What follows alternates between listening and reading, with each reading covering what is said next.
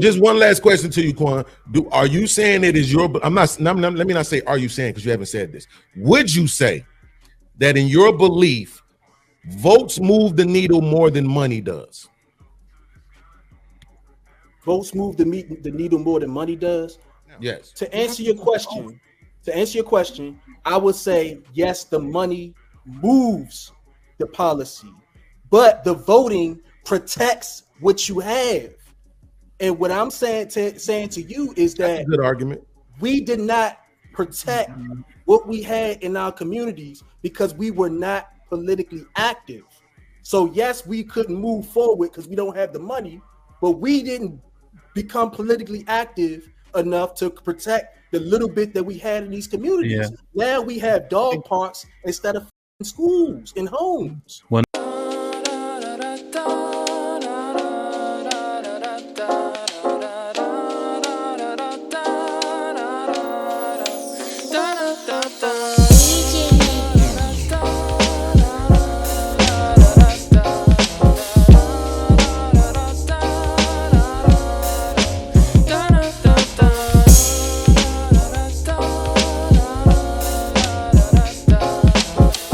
I don't like my name coming after dumbass. I'm sorry, Quan. Now you know you my man. You ain't nobody's dummy. Go ahead, Mo. All right, hey. So look, as far as the voting thing, I feel like we it's not a really an either or. I do think we got to do both at the same time. So I'm gonna answer your question, Beans, as far as this from, and this might be a regional thing, but I know in DC we voted in a mayor that created was now the summer youth program in the 80s. And the summer youth program directly benefited those youth that were probably Gen X, and that was their first introduction into government work. And that government work helped establish PG County and all the surrounding areas of DC, which has become the richest communities, if you look at it statistically, in Black America, so to speak. I want to say it's like either 3 or 4 PG County. So that's one way. It's been a long time since then, but that's one way that I've seen government work for, Black people or whatever the case may be. Now, to my larger point is that I feel as though when we talk about the voting, we got to realize we may not have benefited a lot from voting, but we did lose a hell of a lot not voting. I'm going to give you a very specific example. I was at a community meeting. It was about a developer that wanted to develop some land in Anacostia, but they wanted to tear down some historical buildings. I want to say it was Frederick Douglass houses. When I went to that community meeting, they said basically to my face and everybody else, yo, this has already been voted for 20 years ago. So we're just here to tell y'all that this is happening. You know what I'm saying? And the reason that it happened was because we didn't show up to those community meetings to stop any of that. I would say that most of the gentrification happening in these cities is a direct result of us not voting, us not showing up. Them developers, they come in and they can't get to these communities and do the shit that they do with the gentrification without community approval. Us as a community don't show up, and us not showing up is the same as voting for them tearing these communities down. Well, respect that. It don't matter if we don't vote or not. When your community turns into dog parks and your hospitals go away and these schools end up being condos because don't nobody want to get up and go to these community meetings, it's because voting don't matter. But Quan, respectfully, that's not true, right? And I don't appreciate you misleading the people that way. There are boards put in place that actually make the votes, right? Now I don't know if they do that like maybe they do it something different out there, but like in Chicago, it's a board that's in place that makes the decisions. You see, have you not seen all these people talking about what's going on in Dalton, Illinois? Whatever it is with that black lady out there. Do you not hear them saying, look, we voted for y'all. We out here. We at the meetings. We telling y'all this. We telling y'all that. And you still doing whatever you want to do. That's the point.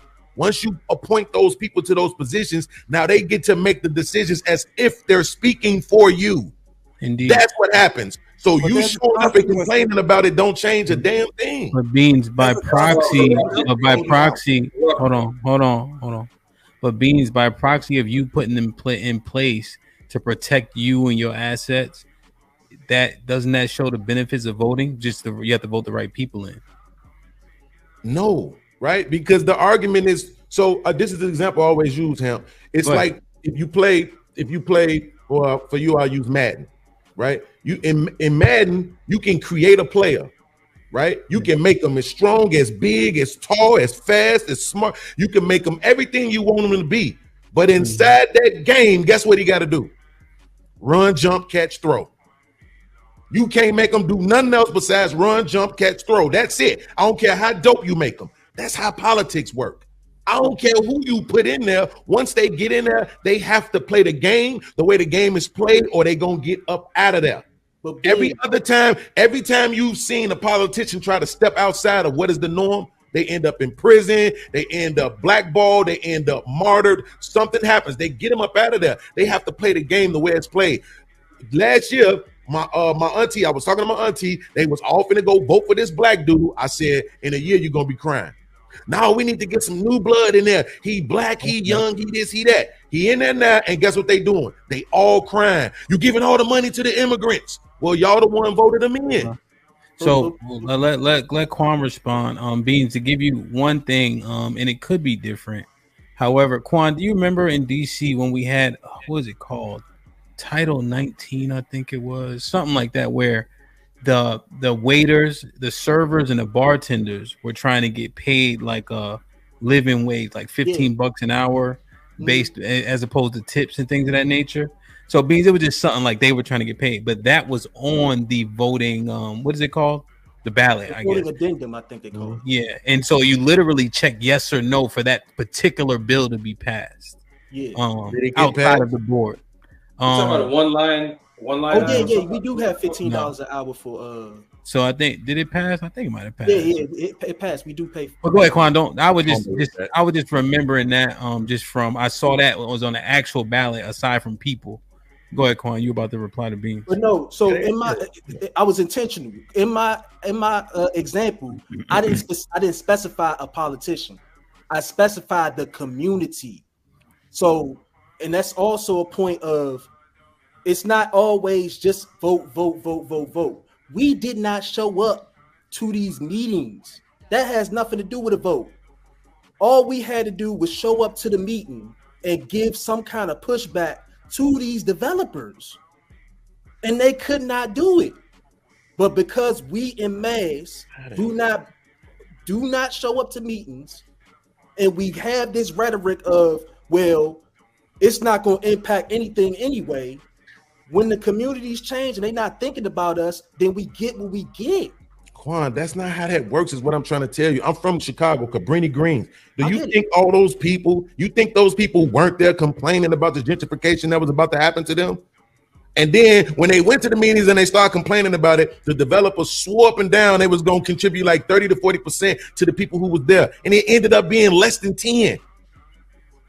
That's what I'm trying to tell you. I don't know why y'all acting like these people in these positions are moving with so much integrity. They're not. They're put there to make the decisions for the system, not you.